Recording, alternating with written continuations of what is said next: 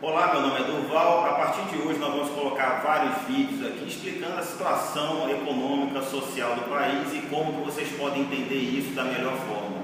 Eu sou oficial de carreira aposentado do Exército e estou dando essa aula em homenagem aos professores e professoras de todas as escolas públicas, meus mestres em escolas militares, e passar aqui para vocês um pouquinho do que eles passaram para mim.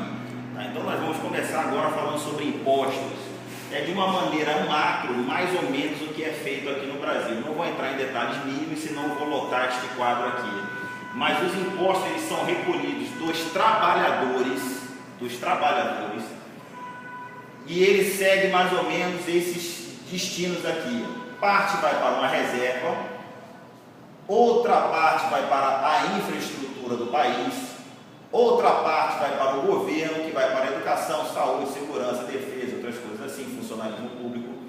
Outra parte vai para os repasses, que vão para os estados e municípios. Outra parte vai para a dívida externa, que é onde o Brasil pega dinheiro em bancos estrangeiros para financiar, por exemplo, infraestrutura e projetos de governo. Outra parte vai para pagamento da dívida interna também, que é onde o Brasil pega recursos em bancos nacionais que podem ser utilizados da mesma forma para infraestrutura e para projetos do governo. E outra parte vai para os programas sociais, que são as bolsas. Apenas um detalhe aqui, o projeto Bolsa, hoje ninguém tira mais essa bolsa, isso é lei já, então ninguém tira a bolsa mais de ninguém, independente do candidato que for entrar. Para ficar bem claro aqui, como era feito na época do regime militar, os impostos eles eram recolhidos e seguia praticamente esses mesmos destinos aqui. Mas de que forma isso era feito? Tá? Por exemplo, o governo brasileiro recolhia 100 de impostos, ele colocava 10 na reserva, pegava 60, aplicava na infraestrutura e os outros 30 iam para o governo, repasses, dívida interna, dívida externa, programas sociais. Por que esse 100 era dividido desta forma aqui? Veja bem, reserva você sempre tem que ter uma reserva. O investimento, isso aqui é investimento, não é gasto não. O investimento em infraestrutura por si só, ele já gera muito emprego.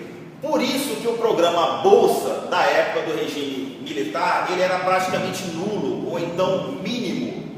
Ele era muito pequeno mesmo, porque todo mundo estava empregado na infraestrutura do governo brasileiro. Por exemplo, para vocês terem ideia, hoje, mais de 99% da energia elétrica que chega à sua casa, quer seja por hidrelétrica ou então energia nuclear, veio da época do regime militar. Mais de 99% das rodovias e ferrovias hoje são da época do regime militar.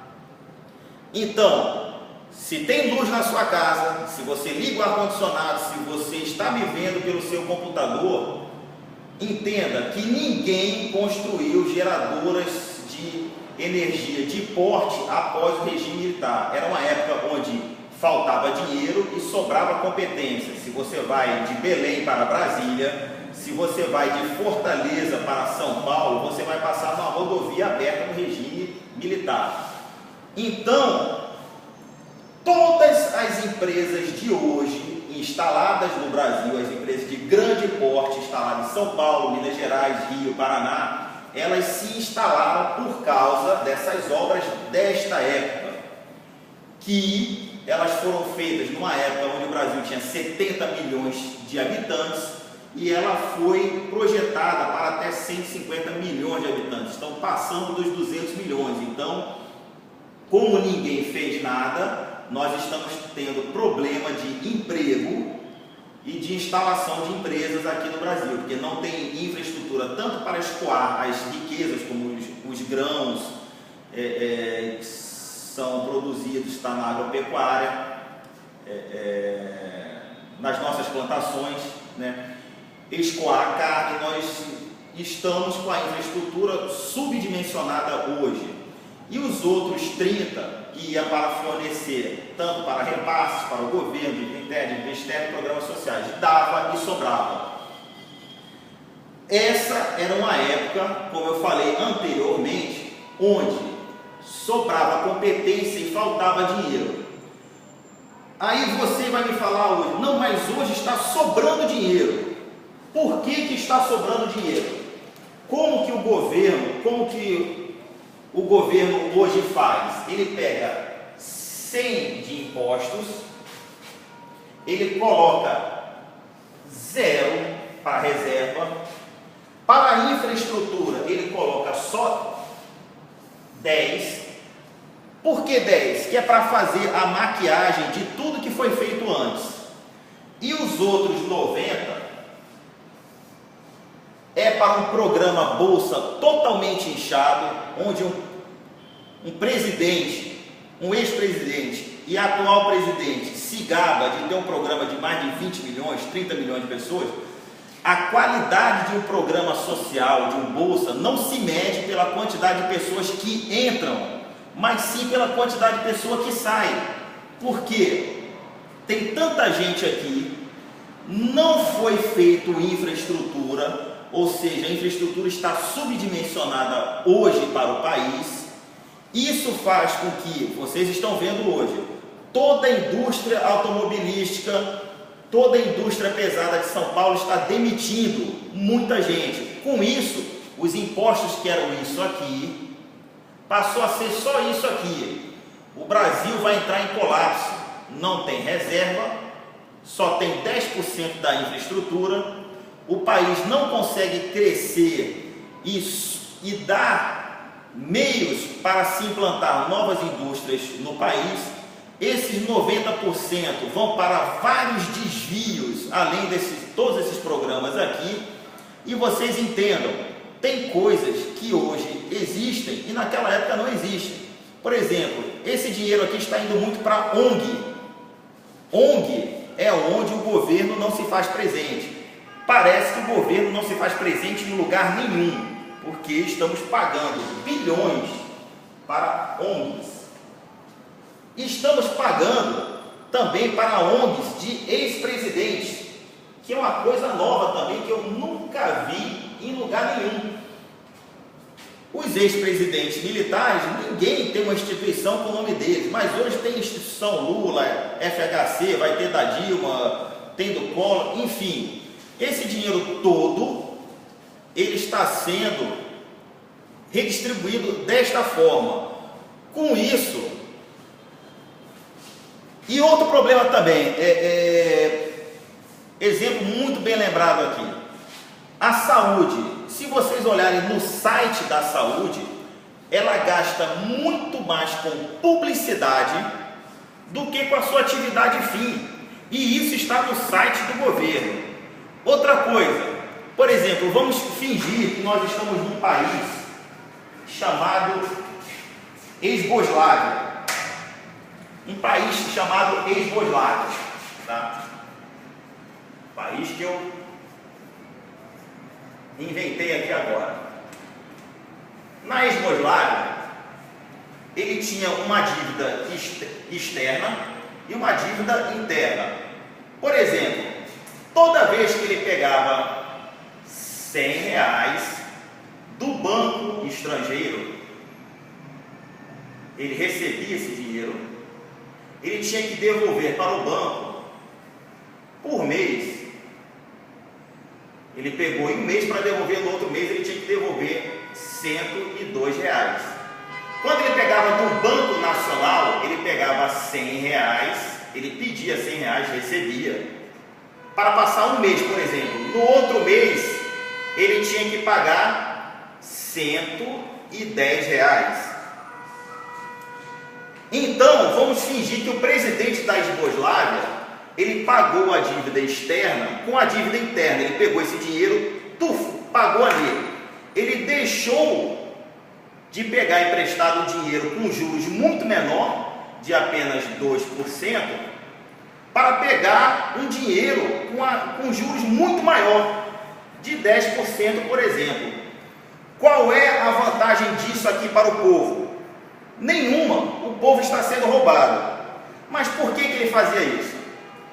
O presidente da Esboslávia, ele pedia R$100, tinha que pagar 2, aí ele era um corrupto, ele pedia propina do país estrangeiro.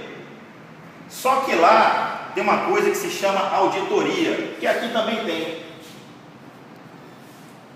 Auditoria, que ela é ferrenha, independente, e ela conferia todos os lucros que o banco do exterior podia ter.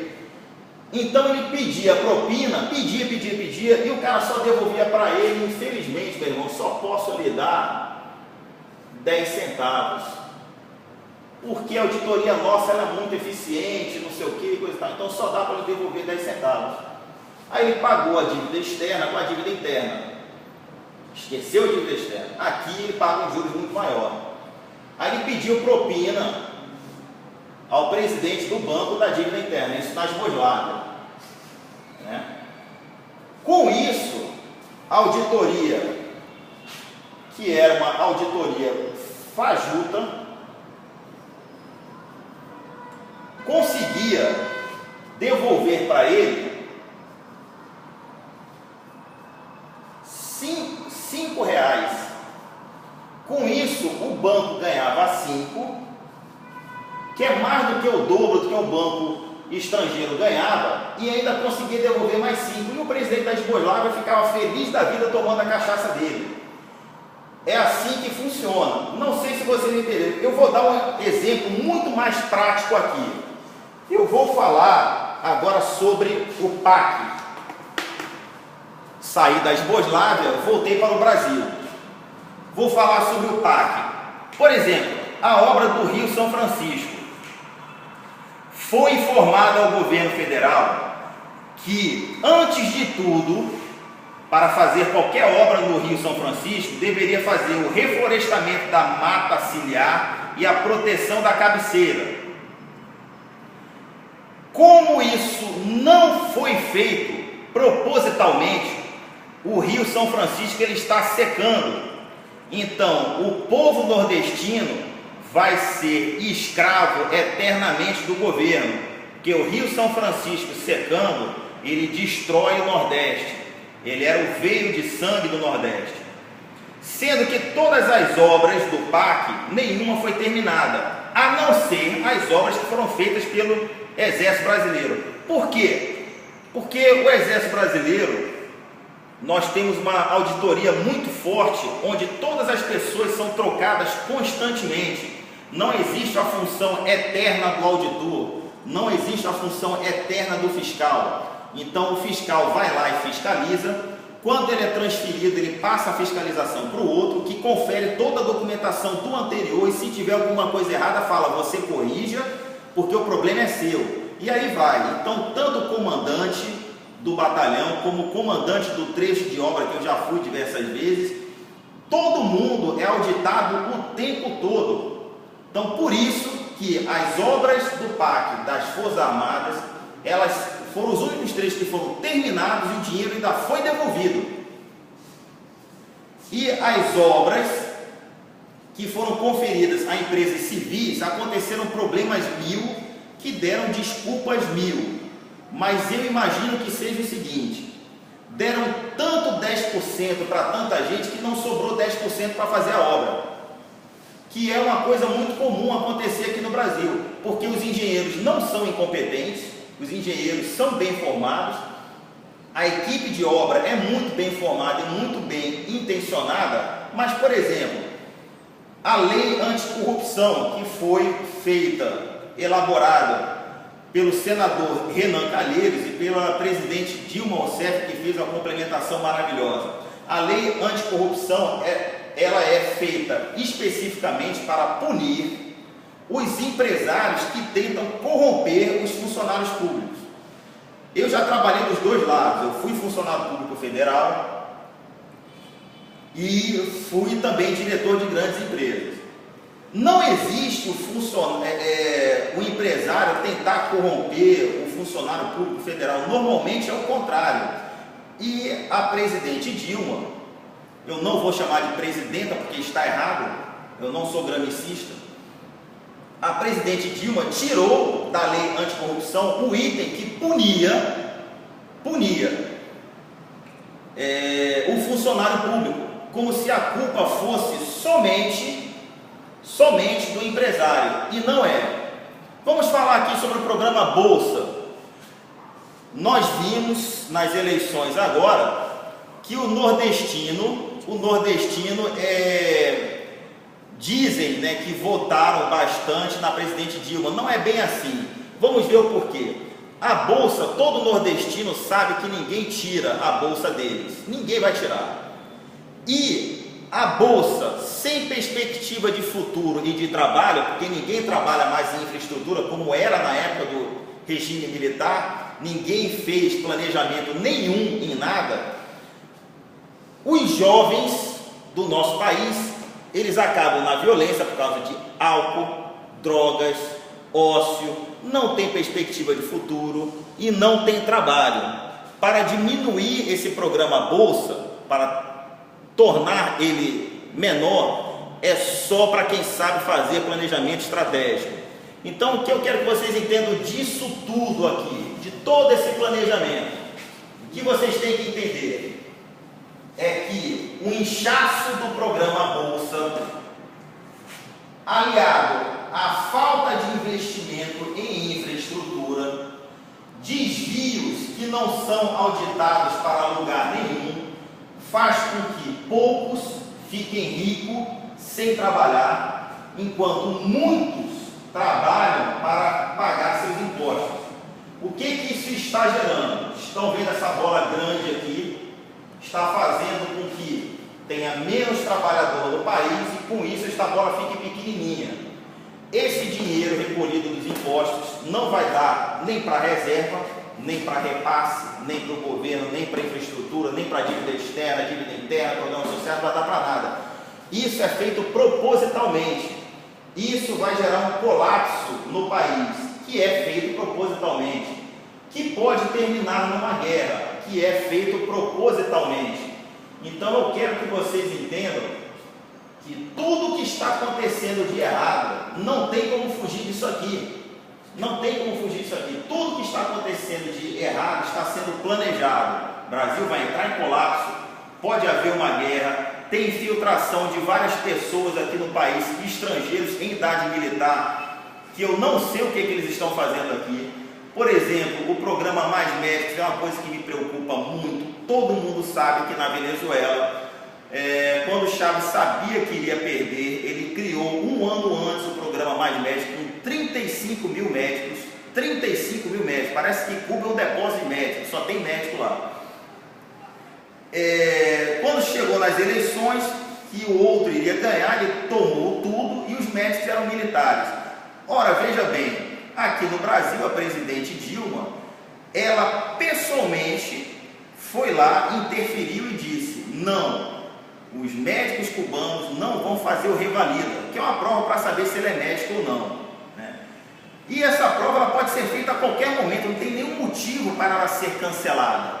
Ela tem que ser feita, mas ela proibiu pessoalmente. Hoje a gente não sabe se eles são médicos, mas se acontecer o que a história conta, eles vão ser utilizados em inteligência e contra a guerrilha. Em guerrilha, melhor dizendo. O povo sabendo disso, vocês tomem cuidado com esse médico, esse pessoal estrangeiro que está chegando. É simples, vocês passem informação para os órgãos competentes, onde eles estão morando, o que eles estão fazendo, Com isso, todo mundo consegue ter segurança e paz. Eu espero que esse quadro aqui vocês tenham conseguido entender de uma forma eficiente e prática. Eu estou utilizando aqui o princípio da simplicidade, que é um princípio de combate para nós militares, onde você tem que explicar algo muito complexo, mas de uma forma muito simples e de entendimento para todos. Espero que a aula tenha sido boa, espero que meus professores tenham gostado e que Deus nos ajude.